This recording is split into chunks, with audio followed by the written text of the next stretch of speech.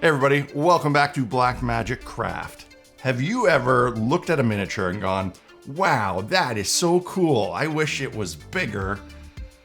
You ever want to take a mini you really liked and scale it up to like action figure size? I have. I've actually thought about that quite a bit over the last couple of years, but I've never gotten around to doing it. But I finally said, screw it, I just want to do it.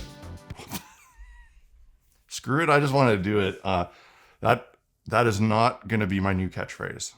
So I picked one of my favorite models for my game Idols of Torment.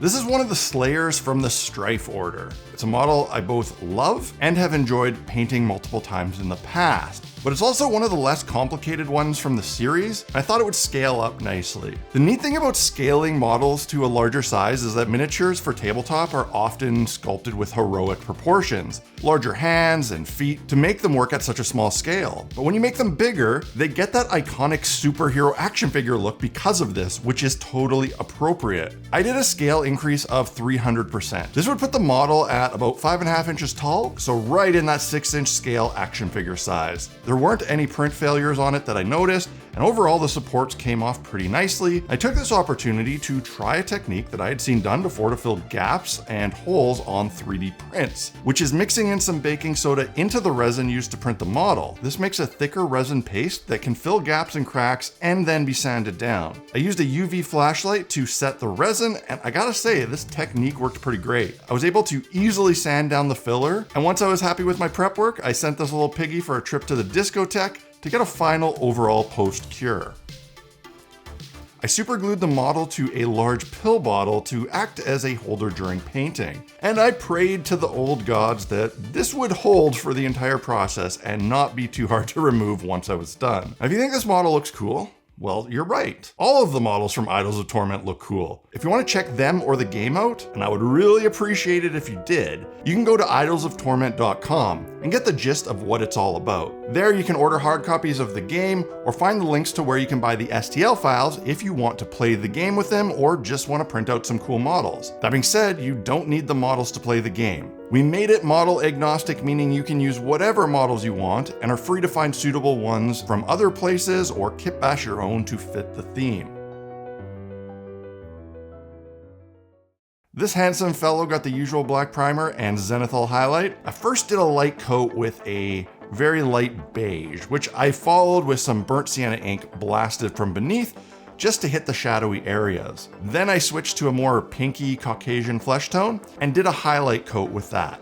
Now, I've painted this model a few times before in its normal 32mm scale, so I had a rough idea of how I wanted to paint this, but being so large changed a lot of how I'd have to approach the process, and I also wanted to experiment a bit too. This meant a very meandering paint job, where some steps were not needed in the end, and some of them were a flat-out mistake. But that's what I love about painting. Well, creation in general. You don't have to get it right the first time. It's okay to take the winding path to get you to your end destination, even if it gets you stuck in the mud along the way. You will get there in the end, but if you allow yourself the freedom to explore, you will end up having an adventure rather than a boring trip. Well, that's what I tell myself after I realize I did a bunch of dumb stuff while painting, and that mindset has worked pretty well for me so far to justify my weird process and ideas. Your mileage may vary. The point in this journey where I wandered off the path into the deep dark woods in search of exciting new discoveries is when I decided to start stippling on some darker colors to create a mottled necrotic flesh look. My first pass using a darker skin tone probably would have worked fine on its own. It would have been a subtle and effective idea, but of course I took it too far and used some other colors that were way too dark, which resulted in a splotchy mess that looked more like a dirty dish rag than I had intended. I tried to rescue it by going back and stippling on more of the lighter tone to rein things back in, and this kind of worked, I guess. Of course, I hadn't learned my lesson about subtlety in this process and continued exploring even deeper into the dark forest of experimentation. I thought I could get something more like I was picturing by splattering on some dark speed paint. The idea being that this would create tiny various sized dots that looked like liver spots or something. I think this could actually work if you were to restrain yourself and be careful and just do it a little bit in selected areas. Of course, that's not what I did. No, I went completely overboard, covering the whole model in a ridiculous level of splatter that made it look like it had been front row on the floor of a gore concert. I tried touching up the non-fleshy areas, hoping this would make the effect not look completely ridiculous, but of course it still looked completely ridiculous. I wasn't mad though, not at all. I knew I still had plenty of opportunity to get things looking how I wanted, and I was having fun working, so nothing was lost. I took him back to the spray booth to try and fix him up. The idea was to go in more delicately and more detailed with a precision airbrush and cover all this mess. But not 100% cover. I figured all these spots and splotches would actually look how I wanted them to look if they were just faintly showing through under the paint. I had a really good time doing this and ended up doing quite a bit of airbrush repainting of shadows and highlights, and I even broke out some red ink to tint around all the wounds. I was feeling confident and mixed in some blue to try and make some bruising. And this time around, I was more deliberate and cautious with my application, keeping things in check and not overdoing it. I'm very proud of myself for that.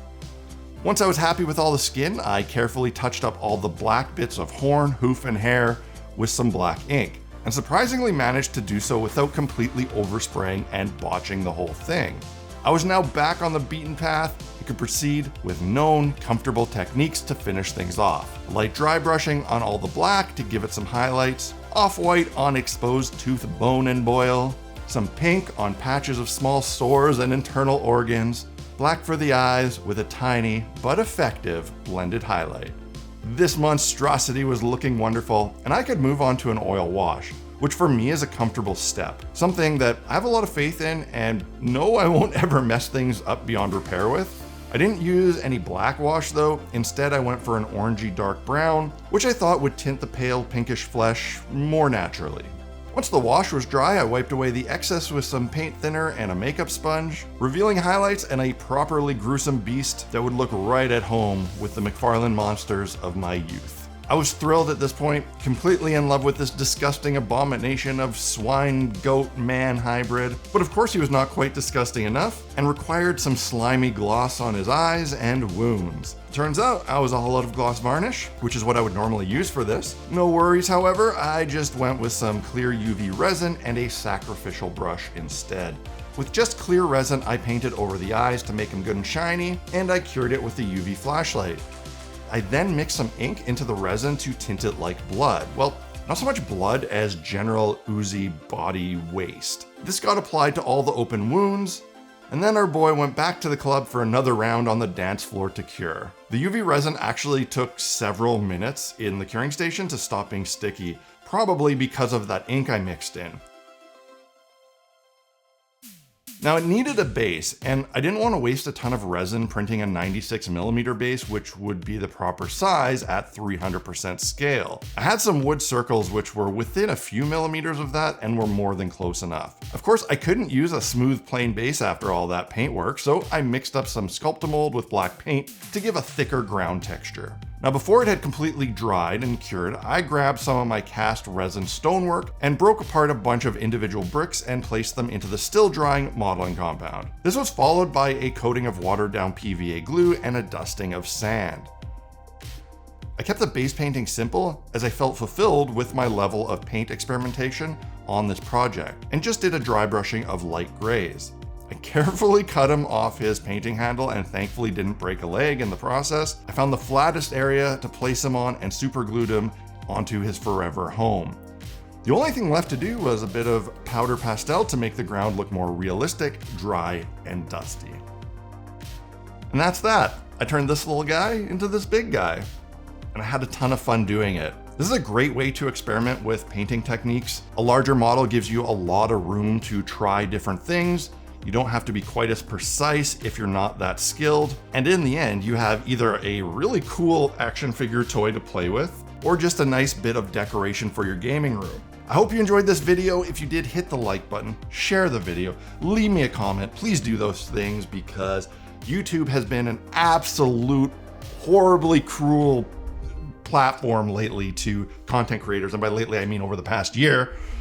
It's been rough out there, folks, so please do all the things that your favorite content creators actually ask you to do, because we need you to do them. If you'd like to further support this channel, there's 2 awesome ways you can do that. Actually 3. One is check out Idols of Torment, the game that I released. It's available now on idolsoftorment.com. 2, go to blackmagiccraft.ca where I have an essential equipment page. I link to a bunch of the stuff I use regularly on Amazon.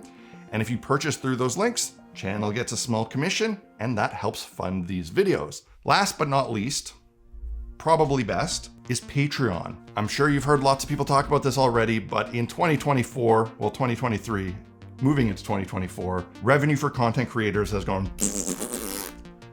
The YouTube algorithm has gone. Sponsorships have gone. Everything is a lot more difficult for content creators financially right now than it was a few years ago. So if you'd like to help myself or any other creators that you really like out, Patreon is an awesome way to do it. That's it. That's all. I'll see you again next video. Cheers.